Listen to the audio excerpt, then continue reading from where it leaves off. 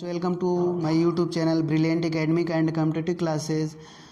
तो आज हम पढ़ाने वाले हैं एरिया ऑफ ट्रायंगल, क्योंकि चैप्टर में आगे हमें पढ़ाना है थेल्स थ्योरम या कह सकते हैं बेसिक प्रोपोर्शनलिटी थ्योरम। तो इसको प्रूव करने से पहले आप एरिया ऑफ ट्रायंगल के बारे में जान लेंगे तो थेल्स थ्योरम प्रूव करने में आसानी होगी। तो हम देखते हैं ट्रायंगल ABC।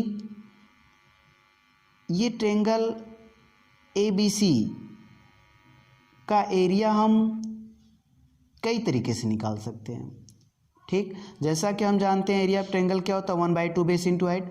तो यहाँ पे आप देख पा रहे हैं 3 जगह लिखा गया है ABC, ट्रायंगल ABC। इसी ट्रायंगल का हम एरिया डिफरेंट टाइप से निकाल के बता रहे हैं।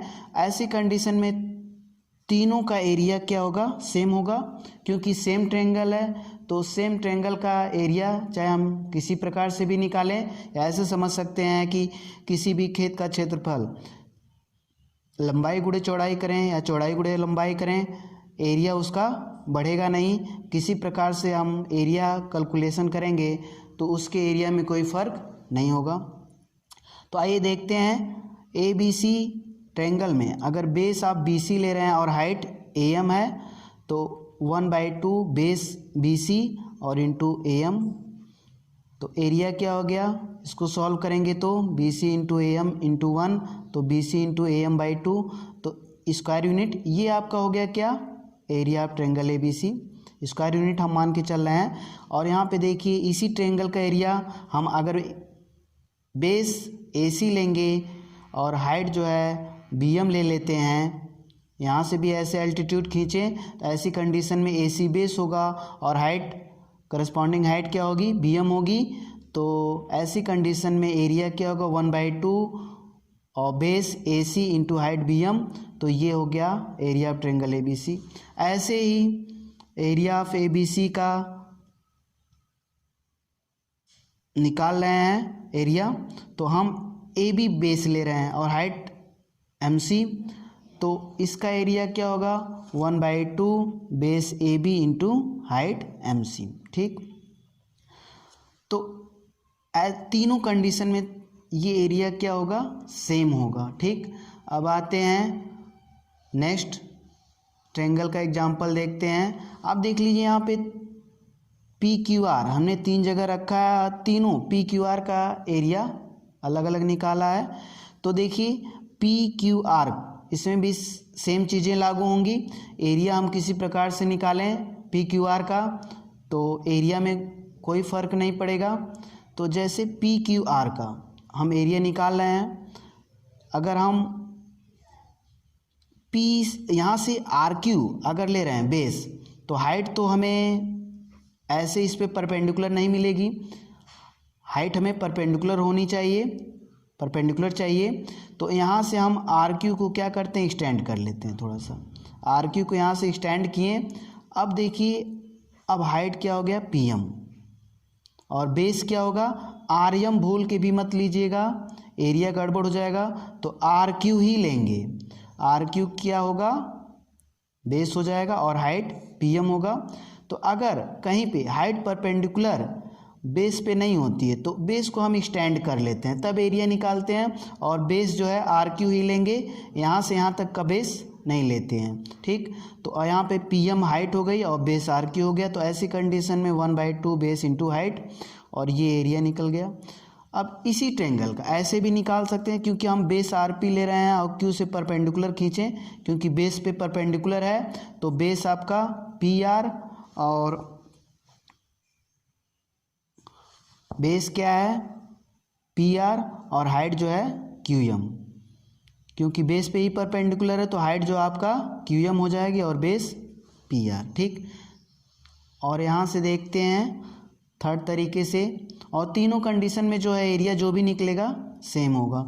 अगर हम बेस PQ लेते हैं तो हाइट तो क्योंकि PQ पे ऐसे खींचेंगे तो हाइट तो 90 डिग्री होगी नहीं, हमें हाइट परपेंडिकुलर चाहिए। तो PQ को हम क्या करते हैं, एक्सटेंड कर लेते हैं, एक्सटेंड करना बढ़ा लेना। और अगर एक्सटेंड कर लेते हैं, अब एरिया हमने 1/2 बेस पी क्यू ही लेंगे, लेकिन हाइट जो है आर एम ले लेंगे। तो एरिया ऑफ ट्रायंगल क्या होगा, P Q into R M. ठीक, तो ये तीनों जो एरिया निकला है, ये तीनों जो एरिया निकला है ये सेम होगा, क्योंकि पी क्यू आर का ही एरिया निकाला जा रहा है। ठीक, अब आते हैं थेल्स थ्योरम प्रूव करने के लिए एक चीज़ और ज़रूरी है, जैसा कि आप 9th में पढ़े होंगे, triangles on the same base and between same parallels are equal in area. अगर कभी भी दो triangles on the same base हो, सेम बेस पे ही ट्रायंगल हो और सेम पैरेलल लाइन के बीच में हो, सेम पैरेलल लाइन के क्या हो, बीच हो, तो वो एरिया में इक्वल होते हैं। जैसा कि आप देख पा रहे हैं, ये दोनों पैरेलल लाइन है डी और बी सी, और ट्रायंगल बी डी सी और ई सी बी दोनों सेम ही बेस पे हैं। बेस सेम बेस का होने का मतलब बी सी पर ही दोनों स्टैंड कर रहे हैं। ट्रायंगल बी ई सी और सी डी बी दोनों ही सेम बेस पे स्टैंड कर रहे हैं, तो इन दोनों ट्रायंगल का एरिया क्या होगा, इक्वल होगा, और वही हमें प्रूव करना है।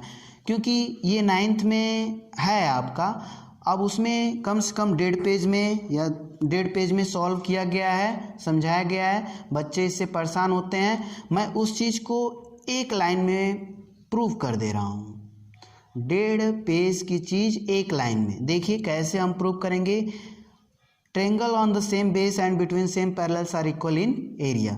तो देखते हैं कि दो ट्रायंगल आप देख पा रहे हैं सेम बेस पे हैं और सेम पैरेलल लाइंस के बीच डी बी सी पैरेलल है, गिवन है। तो गिवन हमने नहीं लिखा, आप लिख सकते हैं, हम खाली टू प्रूव लिखे हैं।